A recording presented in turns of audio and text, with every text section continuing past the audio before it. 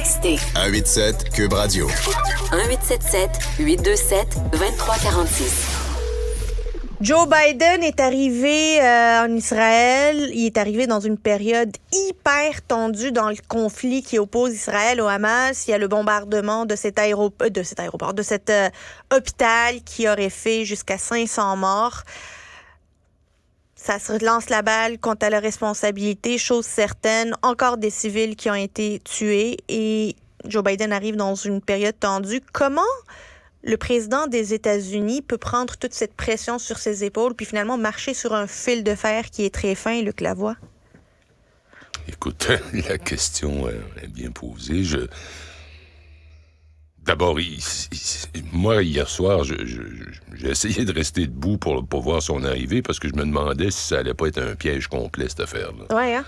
Parce que, d'abord, il devait aller en Israël et ensuite faire un saut de puce à Amman, en Jordanie, où il devait rencontrer le président égyptien, le président de l'autorité palestinienne et le roi de Jordanie.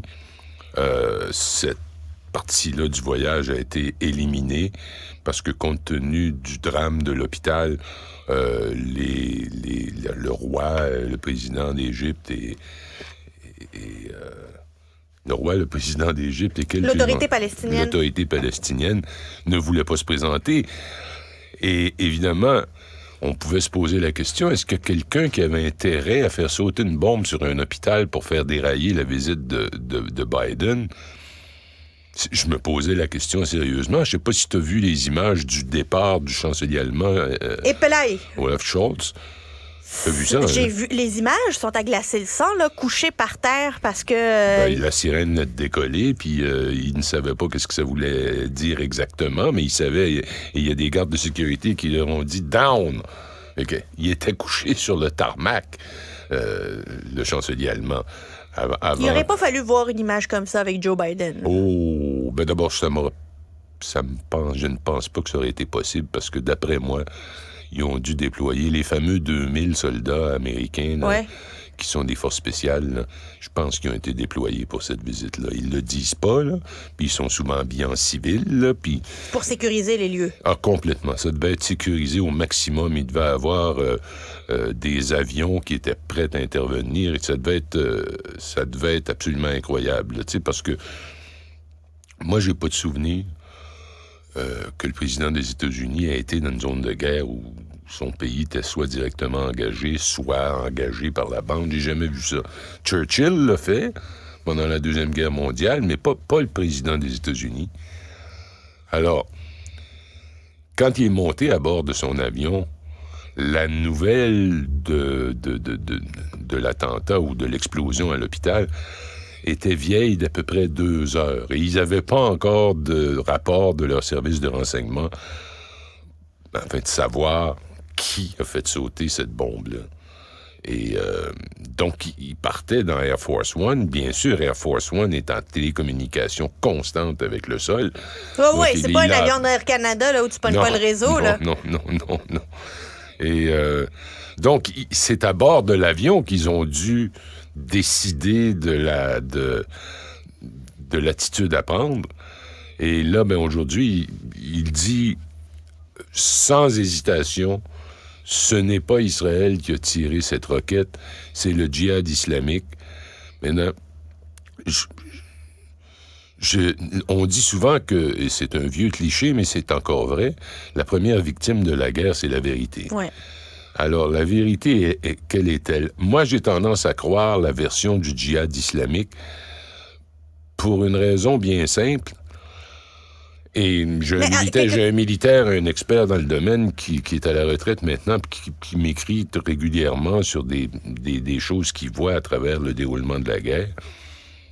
Et puis lui, il me l'a dit, il a dit, ils vont être capables de le dire avec certitude à cause des systèmes en place. Entre autres, le Iron Dome, le dôme d'acier, qui paraît-il que c'est toujours en train de filmer le sol et que ça voit très, très, très précisément d'où vient une roquette. Et d'après ce qu'on sait à l'heure actuelle, et honnêtement, j'ai tendance à le croire, c'est même pas le djihad islamique qui a voulu faire sauter un hôpital. C'est un misfire, comme il appelle. C'est des roquettes quasi artisanal, tellement c'est vieillot, puis c'est bon. C'est des marchandises achetées sur le marché noir, qui a une roquette. C'était un moment où il y avait une pluie de roquettes qui s'en allait vers les villages israéliens proches de Gaza. Et puis, tout près du lancement, il y a eu cette roquette qui est tombée dans le stationnement de l'hôpital. D'après les Américains, d'après les experts, ça peut même pas être le djihad islamique qui aurait décidé de faire un coup sauvage, parce que c'est très évident que la roquette a levé puis est retombée sur le nez. Alors, ça m'apparaît... Et aussi, je dois le dire, si le président des États-Unis dit, d'après ce que j'ai vu, d'après ce qu'on m'a montré, d'après les rapports, d'après toutes les questions que j'ai posées, je peux affirmer que c'est pas Israël qui a envoyé cette bombe-là. Il engage sa responsabilité. Ben oui, puis celle de son pays, puis celle de l'Occident, puis écoute, c'est pas rien, là. Maintenant, ça règle pas tout de dire c'est un accident ou c'est pas Israël. La réalité, c'est qu'il y a une guerre et que les gens qui sont morts, presque 500, le chiffre officiel donné par les Palestiniens de Gaza, c'est 471, ils seraient peut-être morts autrement parce que la plupart n'étaient pas là en train de se faire soigner. Ils étaient là, ils avaient pris ça comme refuge parce qu'on leur avait dit d'évacuer vers le sud. Et dans bien des cas, ils étaient carrément pas capables, et surtout en état de panique, en disant, si je pars vers le sud avec ma famille, avec mes enfants, il y a personne qui m'attend. J'ai aucun endroit où aller. Je vais coucher sur le trottoir. Qu'est-ce que je fais avec mes enfants? Comment je les nourris? Qu'est-ce que je fais? Alors, ils sont allés se réfugier à l'intérieur ou autour de l'hôpital. Dans le stationnement. Dans le stationnement, et c'est là que la roquette est tombée. Maintenant, c'est une guerre. La guerre, c'est toujours rempli d'erreurs. C'est toujours chaotique. C'est jamais propre. C'est jamais propre, ça, c'est clair.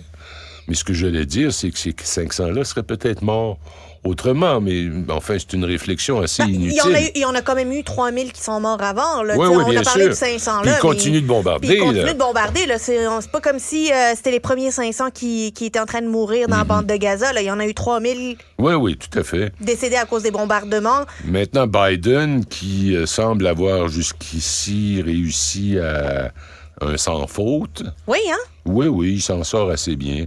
Là, il a annoncé 100 millions de dollars pour la bande de Gaza. 100 millions, il faut savoir au point de départ que venant des États-Unis, c'est pas beaucoup. Non. Mais c'est 100 millions quand même.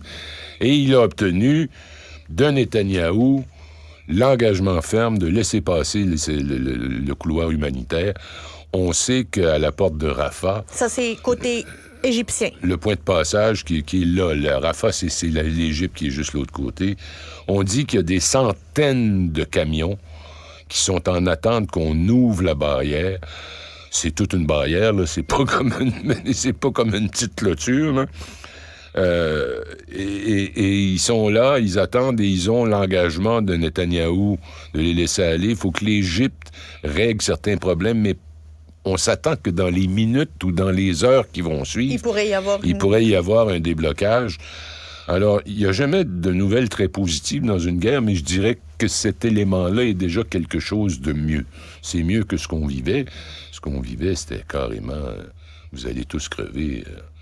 affamés et assoiffés. Là, maintenant, si vous allez tous crever, mais peut-être que vous allez pas être... plus de temps. Ça va prendre un peu plus de temps, puis vous allez peut-être pas avoir faim, puis vous allez peut-être pas avoir soif. Ouais, ça se peut aussi. Ça reste terrible. C'est terrible, oui. Entre-temps, les otages, il faut les libérer. Il faut absolument les trouver. D'après moi, c'est ce que la diplomatie américaine est en train de faire. Puis quand je dis diplomatie, là, c'est pas des joyeux ambassadeurs qui mangent des petits fours. Là, on parle de la CIA puis tout ça qui doivent être sur le terrain avec leurs contacts dans les pays arabes.